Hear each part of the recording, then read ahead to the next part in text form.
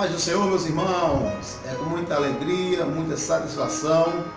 Nós estamos iniciando mais um momento, a Hora da Palavra 3.7. Eu quero trazer uma reflexão, a palavra de Deus que fala a respeito do rei Davi. Falamos nós na palavra que colocamos na terça-feira sobre o rei Ezequias. Agora nós vamos falar sobre o rei Davi. Davi, um homem, a Bíblia nos diz, segundo o coração de Deus. Um homem que tinha uma intimidade em oração com Deus muito tremenda e muito forte. Mas Deus não ocultou os seus erros, ficando de exemplo para que nós não sigamos os seus erros, mas sim os seus acertos. No livro de 2 Samuel, capítulo 24, e 1 Crônicas, capítulo 21, é a mesma passagem. É importante ler as duas para entender melhor a passagem. Mas houve um acontecimento em Israel que ficou um marco na história, para que nós venhamos aprender a nós não deixar que a soberba entre no coração, o orgulho, e saber que nós devemos honrar a Deus, Criador dos céus e da terra. Olha o que está escrito aqui no livro de 2 Samuel, capítulo 24.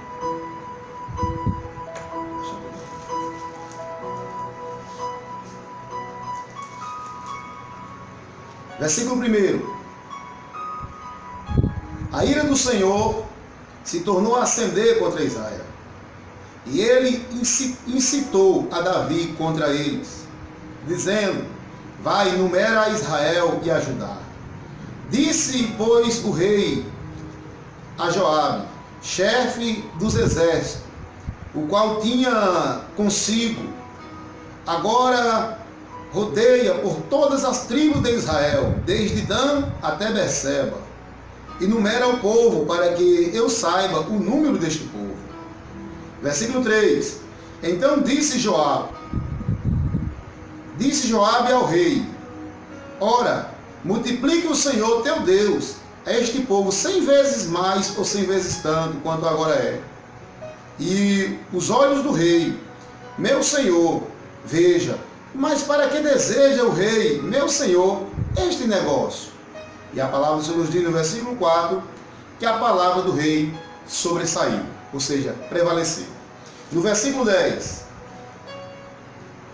e o coração doeu a Davi, ou o coração de Davi doeu, depois que houve a numeração do povo. E disse Davi ao Senhor: muito pequei no que fiz, porém agora o Senhor pede que transpasse a iniquidade do teu servo, porque eu tenho procedido muito loucamente. No versículo 16, diz assim: estendendo, pois, o anjo a sua mão sobre Jerusalém para a destruir, o Senhor se arrependeu daquele mal e disse ao anjo que fazia a destruição entre o povo: basta, agora retira a tua mão. E o anjo do Senhor estava junto à eira de Araúna, o jebuseu. E vendo Davi o anjo que feria o povo, falou ao Senhor e disse: eis que eu sou o que pequei, e que eu iniquamente procedi. Porém estas ovelhas que fizeram, seja, pois, a tua mão contra a minha e contra a casa de meu pai. No versículo 18, e Gade veio naquele mesmo dia e disse a Davi: sobe, levanta ao Senhor um altar na eira de Araúna, o jebuseu. Davi subiu conforme a palavra de Gade, como o Senhor lhe tinha ordenado. E olhou Araúna e viu que vinha para ele o rei e os seus servos. Saiu, pois, Araúna e inclinou-se diante do rei, com o rosto em terra. E disse Araúna: por que vem o rei, meu senhor, ao seu servo? E disse Davi: para comprar de ti esta eira, a fim de edificar nela um altar ao Senhor, para que este castigo cesse de sobre o povo. Então disse Araúna a Davi: tome ofereça ao rei meu senhor o que bem parecer aos seus olhos. Eis aí os bois para o holocausto, e os trilhos e a aparelhagem dos bois para a lenha. Tudo isso deu Araúna ao rei. Disse mais Araúna ao rei: o Senhor, teu Deus, tome prazer em ti. Porém, o rei disse a Araúna: não, porém por certo preço te comprarei, porque não oferecerei ao Senhor meu Deus holocausto que não me custe nada. Essa palavra fala a respeito do juízo de Deus em castigo sobre Israel. No capítulo 24 de 2 Samuel fala que Deus incitou a Davi contra Israel. E no livro de 1 Crônica 21 diz que Satanás incitou Davi contra Israel. E o irmão perguntou e disse: irmãos, e aí, irmão, como é que fica esse versículo? A questão é, Deus permitiu. Qual é o caso que aconteceu lá com Jó. No versículo 12 diz que Deus permitiu que Satanás fosse tocar na vida de Jó.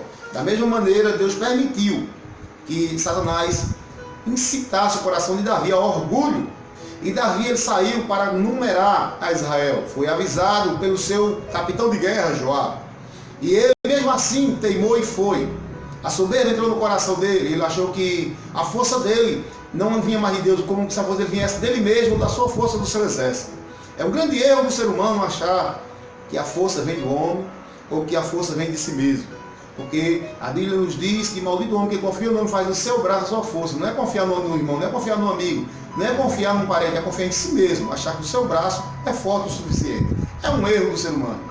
No capítulo 19 de Salmos, ou melhor, número 19 de Salmos, versículo 13 diz: também, Senhor, da soberba livra o teu servo, para que assim eu fique livre de grande pecado contra o Senhor. O salmista Davi entendeu que a soberba é um pecado contra Deus. A palavra do Senhor nos diz que o inimigo ele tem usado esta artimanha desde o princípio da história. No Velho Testamento, no Novo, nós vamos dar caso aqui da soberba, do orgulho, as coisas que derrubam o homem. No livro de 1 João, no capítulo 2, o verso de número 15 e 16, as epístolas de João, no capítulo 2, e o versículo de número 15 e 16, olha o que diz aqui para nós. Não ameis o mundo, nem o que no mundo há. Se alguém ama o mundo, o amor do Pai não está nele.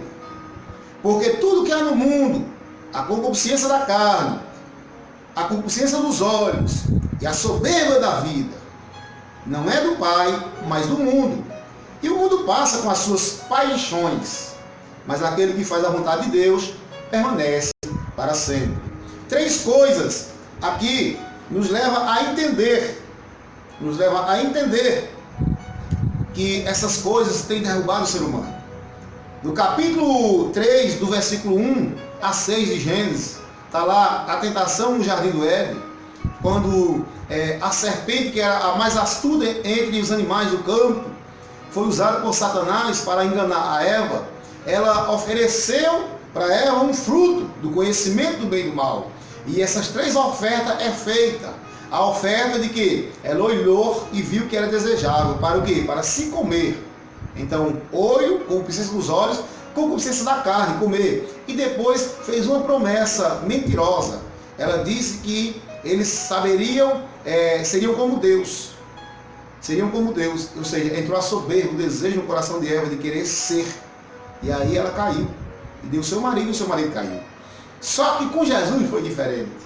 No capítulo de número 4 de Mateus, no versículo de número 2, 4, 6 e 9, vai estar escrito lá também que depois de Jesus sido levado ao deserto pelo Espírito Santo para ser provado ali, tentado, a Bíblia nos diz que ele teve fome. E o inimigo veio e disse: transforma essa pedra em pão e come, ou seja, carne. Levou Jesus no pináculo do templo e mostrou a cidade para ele ver, olho. E depois disse: tudo isso eu me darei se prostrar e me adorar. Soberba. Essas 3 coisas têm derrubado o ser humano. Mas o que me chama a atenção nessa história, que eu não vou muito me prolongar, é uma reflexão.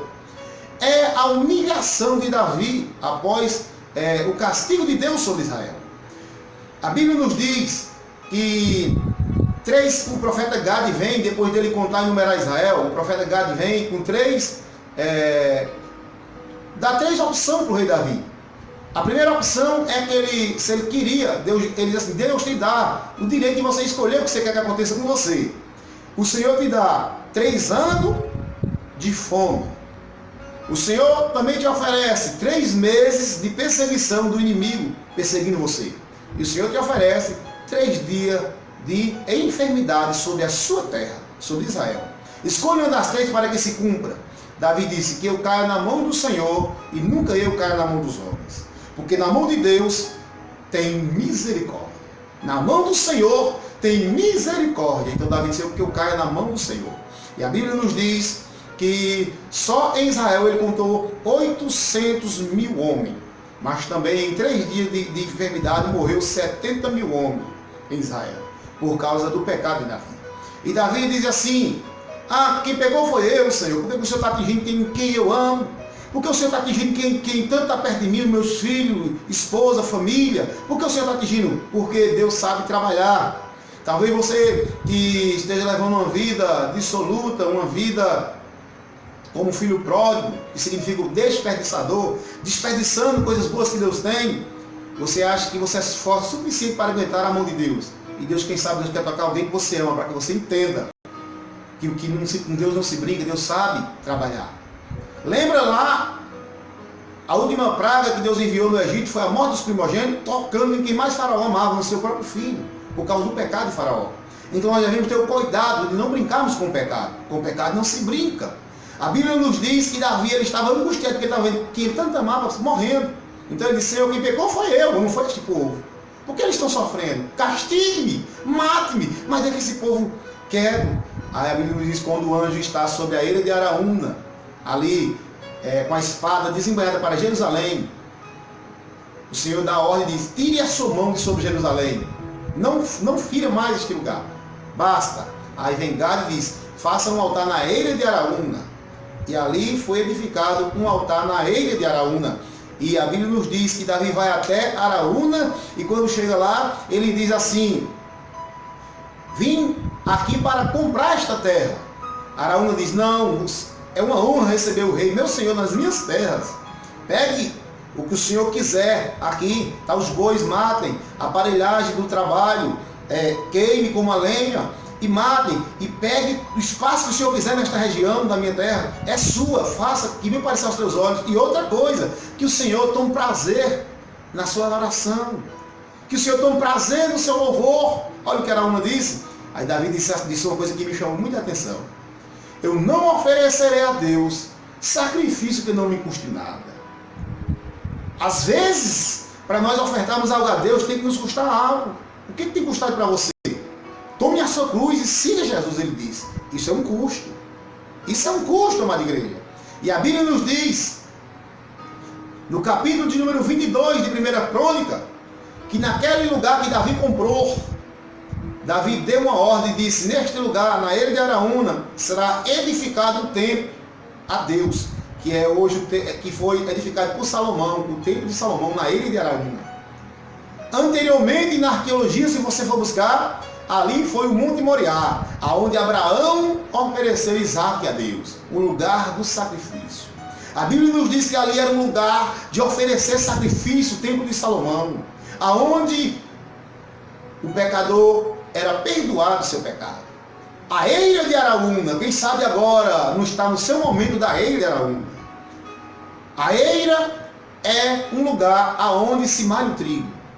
A eira é um lugar aonde se divide, tira-se os milhos do sabor, aonde tira a casca do trigo, aonde tira a casca do arroz. É um lugar de separação.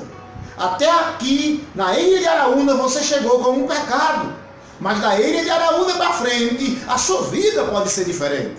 É um lugar de divisão, a ilha de Araúna. Davi estava ali para agora separar da casca do pecado que estava sobre ele e sair dali santificado para Deus.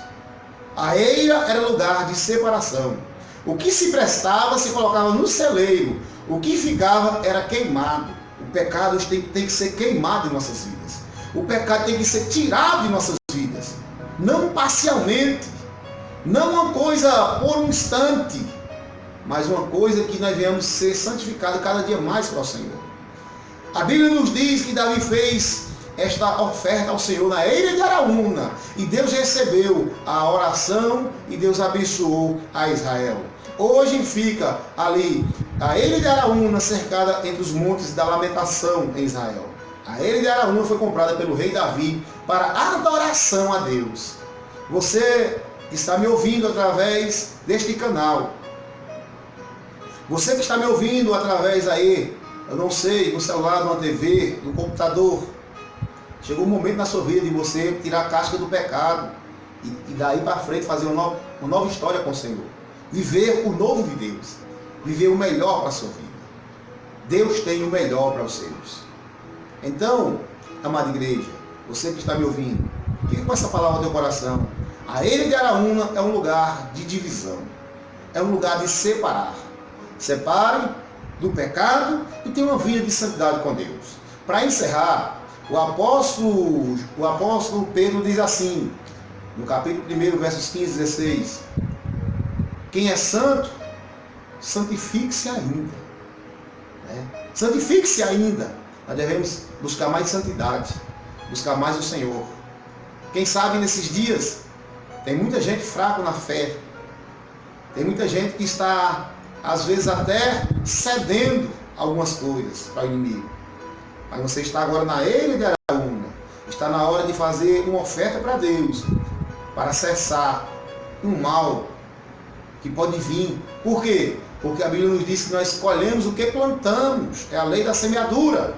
Então, a eira de Araúna é um lugar de adoração, é um lugar de louvor a Deus.